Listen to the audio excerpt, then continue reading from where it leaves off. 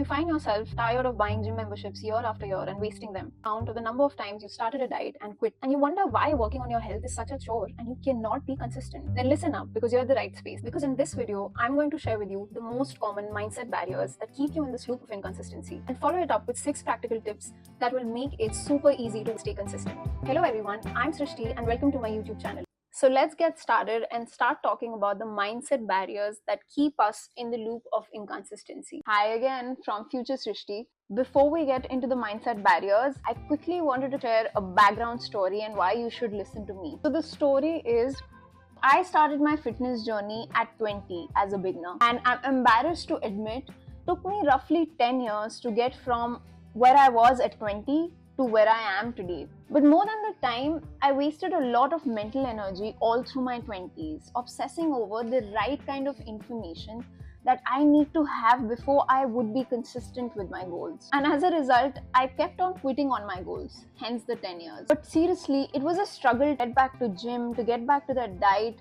each time that I stopped. So with this video, my intent is that you save time and mental energy. The ultimate weapon for that is consistency. But you're like, consistency isn't that easy, Srishti. Wrong. To be consistent by definition is actually repeating the same way over and over again. Anything that is repeated over a period of time becomes easy. Think about it. You brush every day.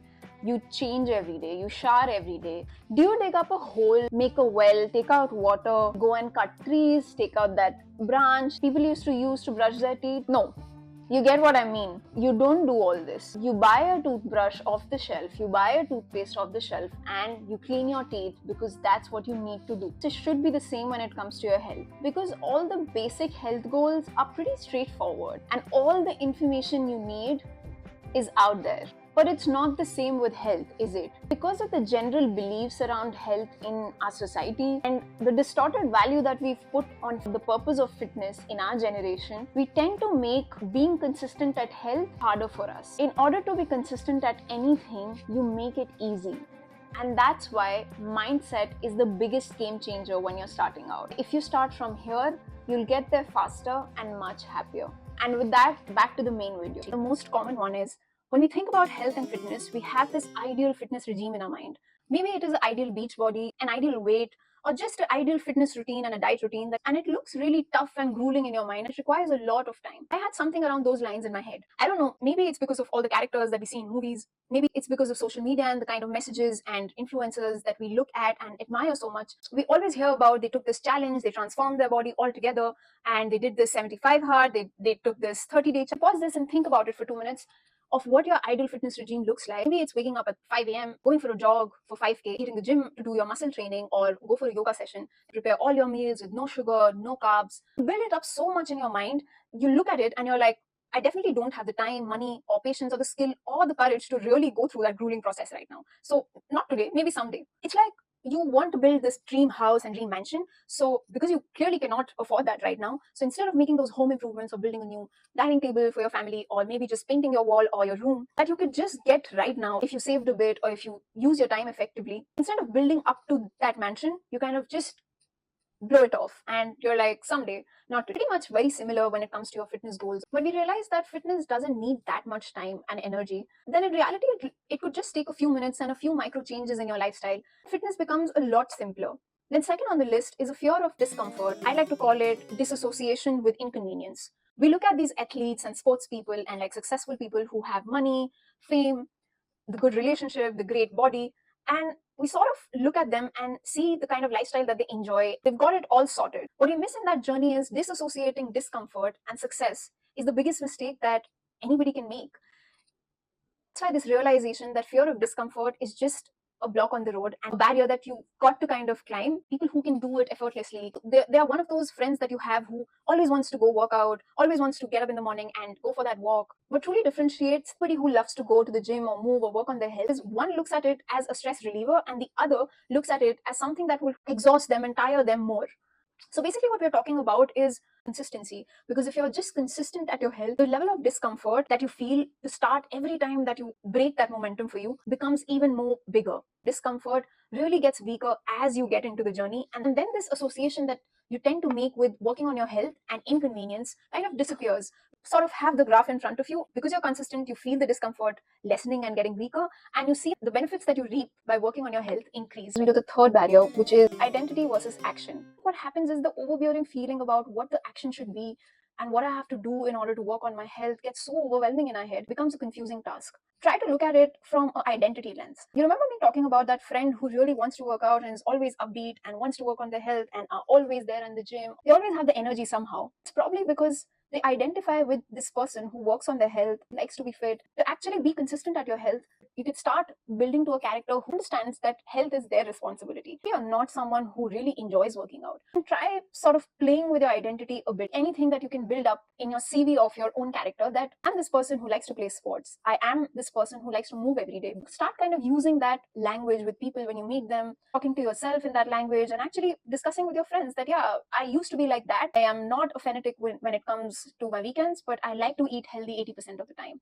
And suddenly something shifts, people looking at you differently. And I think just micro changes to that identity help you kind of get outside of that mindset of this being a drudgery, and slowly and steadily you sort of become that person that you want to be. Don't realize this, but sometimes it's just about the language that we use when we're trying to do that action. I heard Joe Rogan say this on one of his podcasts. Neither realize that your body is like a race car. You are the person who's responsible, care of it, modify it to be this race car which has alloys and modified engine that can go to this horsepower and has these leather seats and looks great, it's painted fresh. Or it's your choice to kind of drive in a nano and be okay with it and pretend like it's not your responsibility to upgrade. Which brings me to the fourth and the final barrier, the outcome obsession. Working out generally for any of us is something to do with your physical body, how you want to look. And that's great to have that physical goal for yourself. But if you talk to anybody who's successfully consistent in their efforts to be healthy and fit, tell you that it affects you in more ways than one. The outcome obsession really underrates or underhypes any kind of fitness regime that you are comfortable with.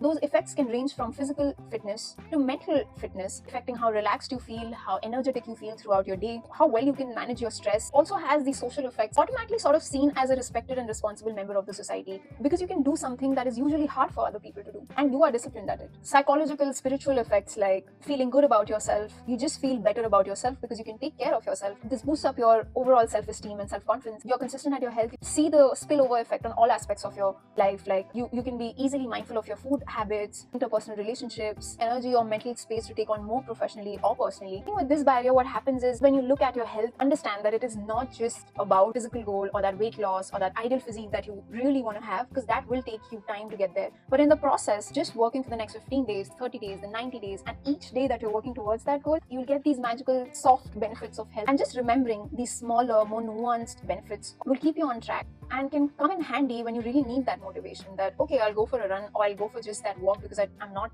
really energetic today. At least I feel good about myself. Manage my stress better after work if I go for a walk. You can still pat yourself on the back, small achievements that you make on your way, because if you obsess over the outcome so much, you can fall into this barrier and lose track what we truly value when it comes to our fitness and health.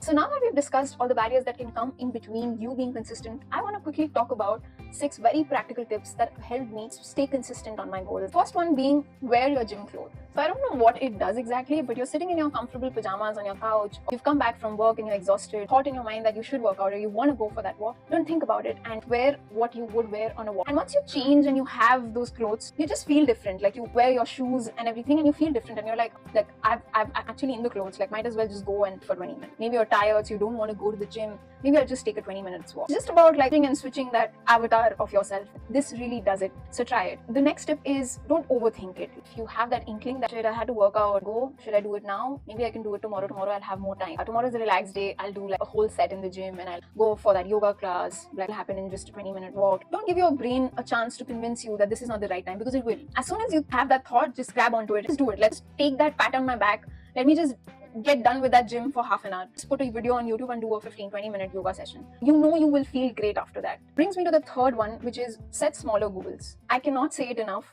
that when it comes to your fitness goals, if you're consistent and you build momentum, that will just break the resistance at its neck. Your workout regime can look as you like, because remember, we are working on the identity first and what you need to do next. So if you have that momentum going about your identity, that I am this person who gives myself 15 minutes in a day, 4 days in a week, whatever looks digestible to you and your identity. So start with a small goal. Do you, but do small and keep doing. The fourth tip, which is keep a set schedule or the time where you're going to work out. A lot of people, like overestimating themselves when it comes to working out, that I'll get up tomorrow morning, early morning. The usual routine for you is you kind of doze off at 1 a.m. and you get up at 8 a.m. But then for this walk and this workout, when you're planning this, you're making it harder in your head, and you're saying you're overestimating random stuff that you'll get up at 6 a.m. for that workout. Let's be practical, and you can set a time for your workout in the time that you're awake according to your current sleep cycle. For me, I used to do this. Like, I had this slot in the morning and I had this slot in the evening. A choice between these two, but then I don't have any other choice.